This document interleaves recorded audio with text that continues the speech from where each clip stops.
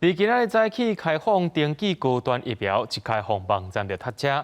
另外，指挥中心宣布，联亚疫苗的中和抗体数据无合格，无通过 EUA 审查。你好，麻烦一下帮我预约高端。16开始，民众会使来预约高端疫苗。早时10点一开放，1922网站就随塞车，到10点半左右才豆豆恢复正常。除了家己就网络预约，嘛会使到药局请药师到3工，10点一到就有民众上门办理。因为其他品牌，我是感觉说，国制的跟那个其他的都一样意思。因为它是长久以来的那种制造过程嘛，所以我觉得比较安全一点。今天为止，我们确定可以封签检验是等于是614204剂，所以是照着我们的规划的人数。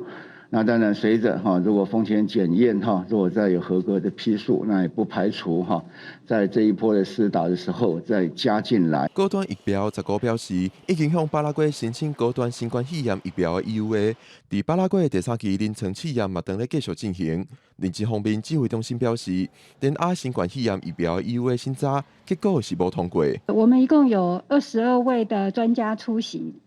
主席没有参与投票，那21人投票的结果是有4人是补件在议，有17人是不同意通过。疫苗安全性可接受，具细胞免疫反应趋势，但另外一个综合抗体数据显示未能达到锁定疫苗免疫桥接不劣性的标准。联亚要伫印度进行第3期的临床试验，指挥中心表示，联亚会使家己评估，看是毋是要摕第3期临床试验的结果，过来是药师申请审查。